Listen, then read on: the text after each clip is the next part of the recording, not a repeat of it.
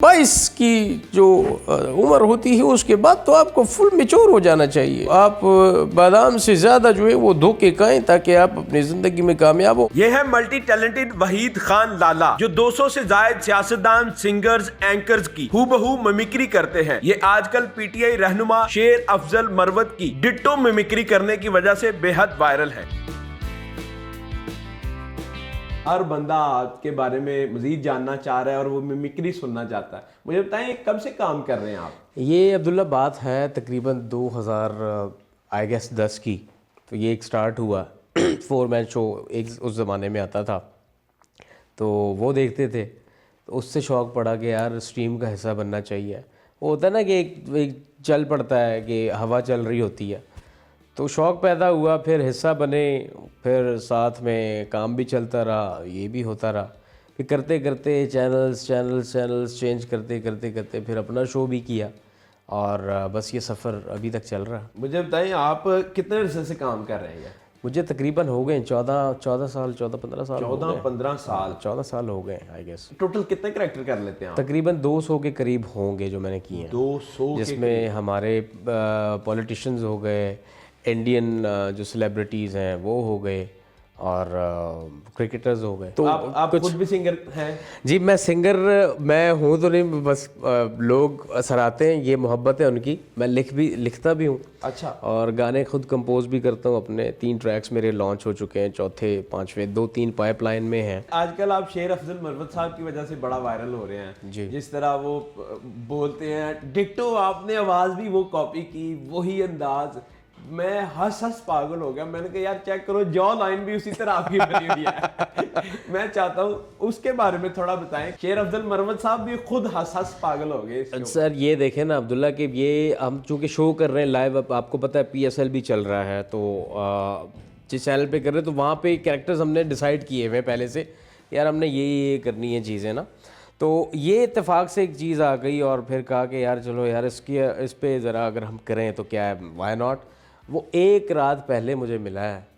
अच्छा। और फिर उसको हमने जो है वो कर दिया अगले दिन। विदिन आवर्स आपने कंसीव किया उनको कि वो कैसे बोलते हैं, कैसे उनकी बॉडी लैंग्वेज होती है? कुछ कैरेक्टर्स अब्दुल्ला ऐसे होते हैं जो मैं फ्रिक्वेंट हो जाते हैं, मतलब देख लिया आपने और आपने उसी लम्हे जो है वो उसको कर लिया तैयार करके। कुछ कैरेक्टर्स ऐसे होते हैं 6 महीने लग जाते हैं, 3 महीने पकड़ा ही नहीं देते। और शेर अफजल मरवत साहब को विदिन आवर्स? यस, क्योंकि वो चीज़ वो आप चूँकि एक चीज़ बार बार जब सुन रहे हो ना तो वो बहुत आसान हो जाती है।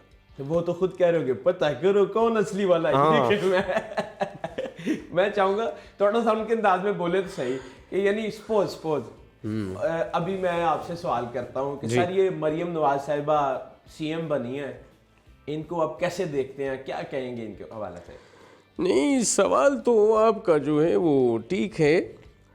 बात इसमें ये है कि अगर वज़ीर आला जो है वो बन गई हैं, लेकिन अब ये देखना है कि वाईफाई जो है वो किस हद तक फ्री जो है वो पूरे मुल्क को मिलता है। एक सर्टन एक एरिया जो है वो डिसाइड है। मैं सोचता हूँ कि जहाँ से वाईफाई आ रहा है उनको भी जो है वो फ्री वाईफाई देना चाहिए। अभी बताइए खान साहब की क्या अपडेट है, वो क्या कहते हैं? ये जो अभी नई गवर्नमेंट बन रही है, PM शहबाज शरीफ साहब और सदर जरदारी साहब। देखिए, बात आपकी सारी जो ये इंटरव्यू आप ले रहे हैं, ये मुझे लग रहा है ये टोटल पॉलिटिकल होने जा रहा है। लेकिन मैं भी कोई कच्चा खिलाड़ी नहीं हूँ, हमने भी जो है वो बड़ी बड़ी गोलियाँ खेली हैं। बात यह है कि जो सेटअप आपने देखा है वो पूरी दुनिया उसको जानती है, और वो सेटअप कैसा है मैं कोई बच्चा नहीं हूँ, आप बेहतर तरह से जानते हैं। डिट्टो आप कोई बंदा आंखें बंद करके सुने ना तो आप परफेक्ट उसी अंदाज में आप बोल रहे हैं। मोहब्बत है। क्या बात है। शेर अफजल मरवत साहब क्या कहना चाहेंगे यूथ को कि बैलेंस्ड लाइफ कैसे गुजारी जा सकती है? देखिए, बात ये है कि ये यूथ जो है इन्हें जो है वो कोई मोटिवेशन की ज़रूरत नहीं है, ये बड़ी चालाक हैं। ये अगर इंटरनेट पे 11-11 12-12 घंटे आप लोग अगर लगाते हो तो आपको नहीं पता कि आपने अपनी ज़िंदगी को कैसे गुजारना है। 22 की जो उम्र होती है उसके बाद तो आपको फुल मैच्योर हो जाना चाहिए। और ये तो अकल आ जाती है वक्त के साथ साथ। वक्त तो हालात जो हैं वो आपको बहुत कुछ सिखा देते हैं, ये नहीं कि आप कुछ नहीं सीखते। तो आप बादाम से ज़्यादा जो है वो धोखे खाएं ताकि आप अपनी ज़िंदगी में कामयाब हो। और सबसे अहम मैसेज जो नौजवान नस्ल और आने वाली नस्ल के लिए बहुत अहम है वो मैं ये दूंगा कि शेव करते वक्त जो है वो टूटी बंद करें, पानी बहुत ज़ाया होता है। आपको पता है आगे मुस्तकबिल में जंग जो है वो पानी पे होनी है। मुझे बताएं लाला भाई साहब, इतनी चीजें आप करते हैं, मल्टी टैलेंटेड आदमी है, तो अपना टाइम कैसे मैनेज करते हैं? टाइम मैनेज हो जाता है, काफ़ी अरसा हो गया, अब तो यूज़ टू हो गया हूँ। सोने का टाइम तो फिर आपको पता है जो फील्ड है इसमें तकरीबन लेट ही सोते हैं और फिर लेट ही उठते हैं, क्योंकि टाइमिंग्स काम के हवाले से भी ऐसी ही हैं। अच्छा, और किस किस की आप मिमिक्री करते हैं? और शेख साहब की बड़ी मैंने एक ज़माने में मिमिक्री की है, और ज़िया साहब की बहुत की है, ज़िया मुहिउद्दीन साहब। वो लगते भी हैं आप उनकी शक्ल जैसे, उनको थोड़ा मतलब करें। हाँ, शेख रशीद साहब को। इमरान खान साहब के आप बड़े हमायती थे, बड़ा आपने नारे भी लगाए, लेकिन बाद में प्रेस कॉन्फ्रेंस कर दी उन्हीं के खिलाफ, और फिर आप गिले भी करते रहे कि भाई मेरे साथ सीट एडजस्ट नहीं की। ये क्या वजह? देखें अब्दुल्ला, सवाल आपने बहुत ही अच्छा किया है और मैं इस सवाल की दाद देता हूँ, जवाब नहीं दूंगा। शहबाज शरीफ साहब, सर आप पीएम बनने जा रहे हैं, आपके पास तो मैंडेट ही नहीं है, लोग ये हर जगह जगह फॉर्म 45 लेके घूम रहे हैं, तो इस हवाले से क्या कहेंगे आप?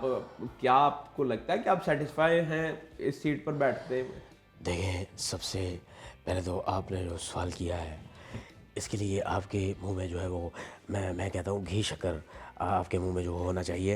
अल्लाह पाक जो है वो दिन लाए कि इस मुल्क को एक ऐसा वज़ीर आज़म मिले जो इस मुल्क को कहाँ से कहाँ ले जाए। जरदारी साहब, आप तो चाहते हैं कि मेरा बेटा वज़ीर आज़म बने मेरी ज़िंदगी में ही, तो ये भी एक गोल्डन अपॉर्चुनिटी थी कि आप थोप देते, बस जैसे और चीज़ें थोपी जा रही हैं। नहीं, कुछ चीज़ें ऐसी होती हैं जो कि अभी बिलावल की जो है वो जो प्रैक्टिस हो रही है, जब वो पूरी हो जाएगी तो ये आवाम, मुझे पता है, मैं इनकी पल्स जानता हूँ, ये उसी को वज़ीर आज़म चुनेगी। अच्छा, तो उनकी शादी क्यों नहीं कर रहे आप? वो उसकी अपनी मर्जी है। नहीं तो आप मुझसे कौन नहीं पूछने वाले? या तो आपके पास किसी लड़की का रिश्ता है जो आपने ये सवाल पूछा है। क्या बात है, क्या बात है लालू भाई साहब, आउटस्टैंडिंग, यकीन करें। और किस की वजह से आप मिमिक्री कर रहे हैं जो आप फिंगर टिप्स पर हैं?